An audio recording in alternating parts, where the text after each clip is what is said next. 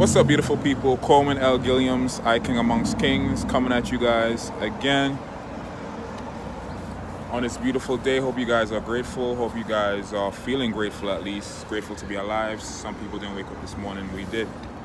So on another episode of, eating, chatting and eating, today I'm doing something similar to what I had yesterday.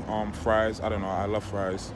But not chicken strips this time. I'm doing a pastrami sandwich. So you can see real quick.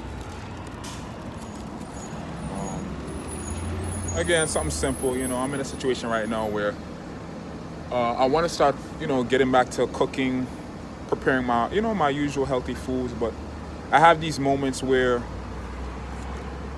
I I don't want to say binge, but I just have these cravings for greasy foods, you know what I'm saying? It doesn't last a long time. It's just that when it do come, I try not to resist it. I try to just go with the flow. Why not? I'm sorry, guys. I'm trying to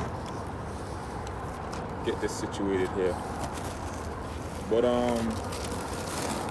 one second. But yeah, so per usual, just coming on to give you guys some words of encouragement. Oh, I got an announcement. So on top of my usual videos, what I do right here, I'm also introducing a new next level concept with my platform, or within my platform, within the Coleman L. Gilliams CLG Speaks I King Amongst Kings brand platform.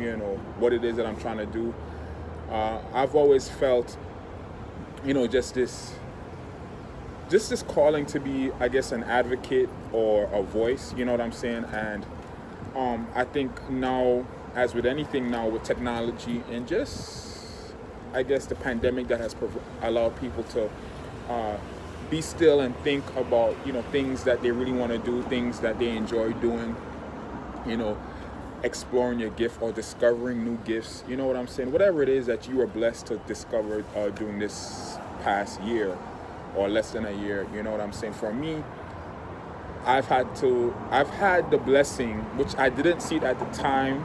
I mean, I did, but I didn't. It's just sometimes you want God's blessings, you want God's richness, you want God, you know what I'm saying, to help you become better and to,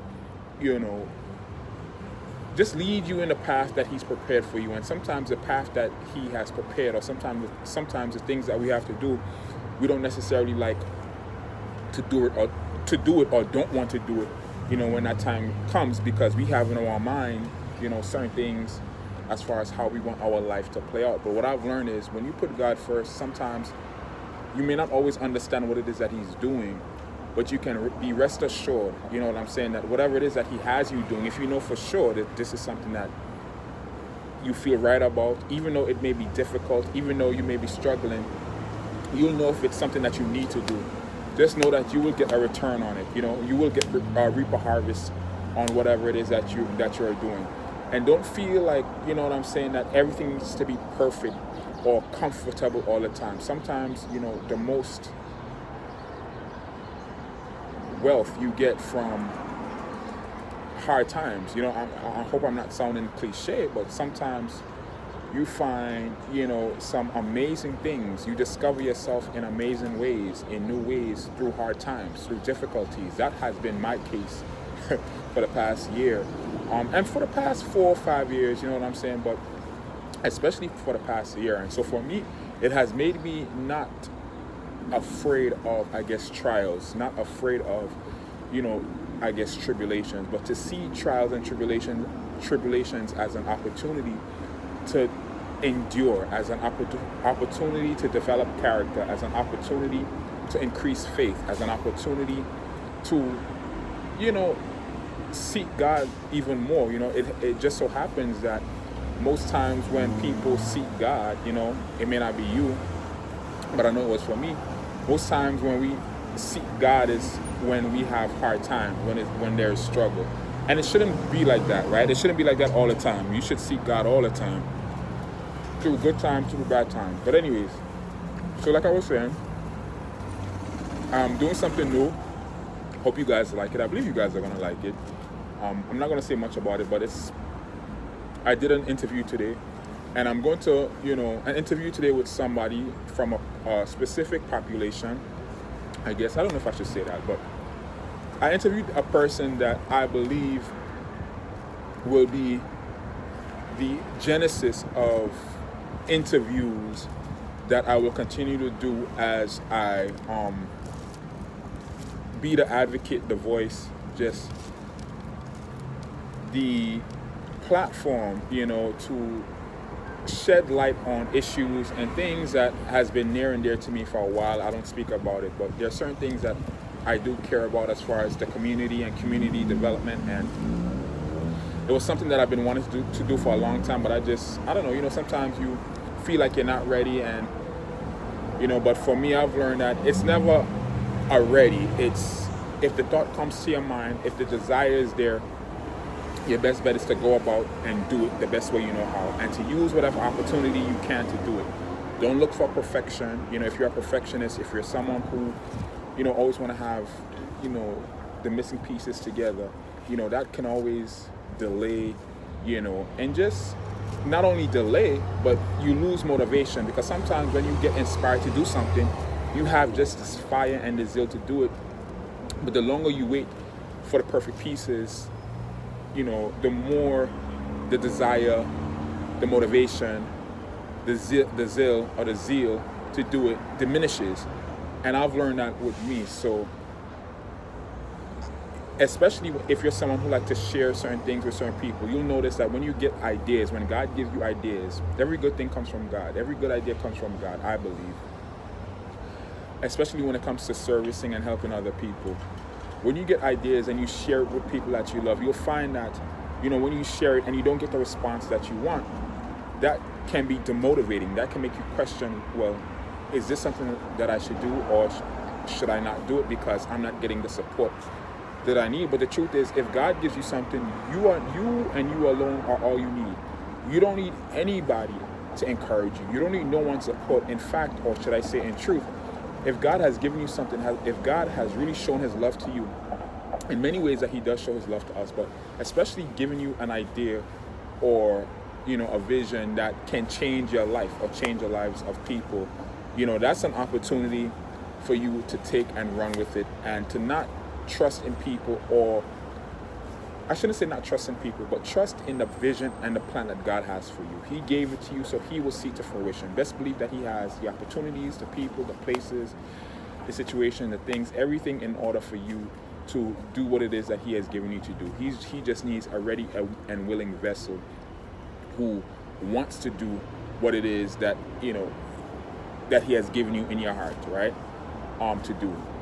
Delight yourself in the Lord, and he gives you the desires of your heart. So that's what it's been for me. And certain things, when God has given you certain ideas and certain things, it doesn't go away.